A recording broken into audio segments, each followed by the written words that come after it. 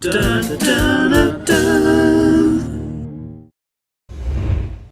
everyone, welcome to Dalton Draws, the series where the title tells you exactly what the show is. This is an addendum to my 5-episode series on Super Smash Bros. I'll be drawing the second and third characters from the Fighter's Pass. It's Banjo Kazooie and a couple of the heroes from the Dragon Quest series. Truth be told, I haven't played either of these franchises before. My only experience with Rare's games on the N64 was a very, very small bit of Donkey Kong 64, and the closest I've gotten to Dragon Quest is playing Fortune Street on the Wii. That being said, I think I'll be picking up Dragon Quest XI's when that comes out on the Switch. I've always been curious about the series, and I've heard nothing but good things about 11. Since I don't have much to say about these particular characters, how about I talk about the event where they were announced for Smash? I loved watching all of the press conferences and presentations at E3. E3 2019 wasn't that great overall, and it definitely felt like something was missing without Sony at the show. But if there was one saving grace for the show, it was Nintendo. Well, that and the Final Fantasy VII Remake. I don't even play that series, and Square Enix has managed to get me so pumped for that. We'll see if it actually makes that March release date, but I sure hope it does. Anyways, getting back on track, I didn't expect too much from Nintendo this year.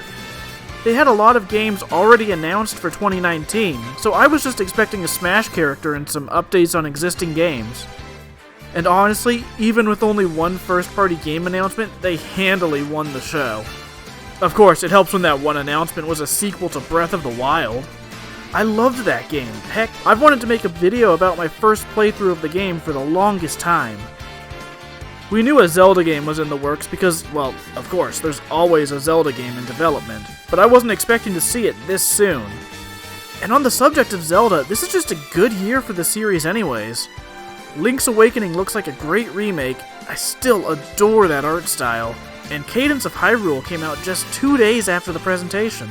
I may have no rhythm at all, but I loved that game, and I love that it's basically a licensed, official Zelda randomizer. That's just great.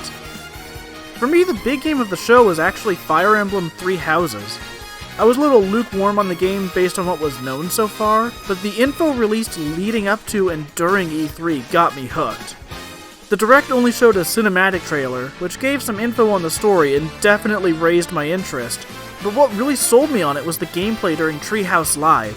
See, I loved Fire Emblem Echoes, but it didn't sell as well as Awakening or Fates, so I expected a lot of the differences in its gameplay and presentation to be dropped for something more in the style of the games that had done well.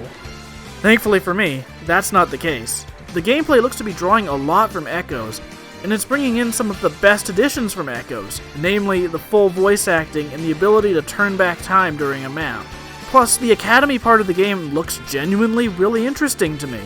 It's probably not everyone's cup of tea, but personally, I can't wait to play it. The other big game for me was Animal Crossing New Horizons. I was ready for a new Animal Crossing game regardless of what form it took, but it's really exciting to me that it looks so good. Seems like they're adding a lot to the formula to really give players more to do, and I am 100% on board for that. As for a few other highlights, Astral Chain continues to look awesome. Platinum Games does some absolutely fantastic stuff, so I'm always down to try something new from them. I wasn't expecting to see Panzer Dragoon at all, but I've heard good things. It sounds like a game I'd actually enjoy. Luigi's Mansion 3 looks so good. Seems like they're taking what worked in Dark Moon and combining it with a lot of what people felt was missing from that game as well. The return of boss ghosts, the fantastic atmosphere, the varied environments, the charming cutscenes.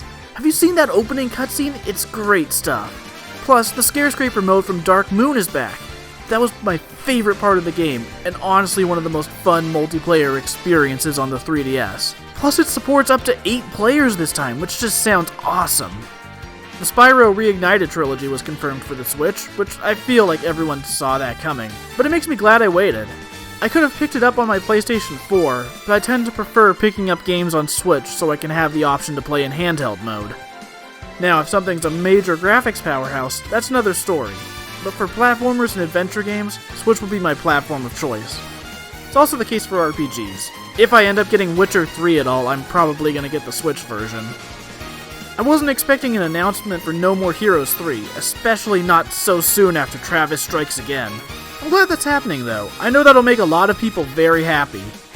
Trials of Mana is another announcement that I know will make a lot of people happy. I'm not big into the series, but I've seen a lot of people asking for that third game to get localized, so it's great to not just see a localization, but also a full remake. Overall, that's why I enjoy watching E3. Part of it is because it's such a big show and it's fun to see these companies come out with their biggest announcements trying to one-up each other. Hopefully with new consoles from Sony and Microsoft next year, they'll be bringing their A game. Though to be honest, I'm not really ready for a new generation yet. I just got my PlayStation 4 a little over 2 years ago, so I'm not in a rush to replace it just yet. But more exciting than a big announcement is a game that's going to make people happy, and it's great to see that happen, even in what wasn't one of E3's best years. And from the reactions I saw, these two Smash announcements made a lot of people very happy. Dragon Quest is massively popular in Japan, and Banjo Kazooie is very important to Western audiences. So to see different audiences both get characters they've wanted for a long time was just nice, you know? I definitely wasn't expecting to have 4 Dragon Quest heroes to draw, though, that's for sure. That made placing these characters a bit of a challenge. I've also included editing Joker into the poster, since I actually forgot to include that in the Joker episode. Once we know the final 2 characters, I think I might actually completely rearrange this poster. I want to make it a little wider and maybe make it a little bit of a better size for a phone wallpaper. And as a reminder, I make the full resolution version of this available for free on my Patreon. It's free, but if you enjoy my work, I hope you'll consider helping me out by becoming a patron. And that's it for this episode. Tune in next time for some more art. If you enjoy my work and want to help me to continue with it, you can support SmashToons on Patreon. There's a lot of cool stuff available for just $1 a month. Thanks for watching. Later.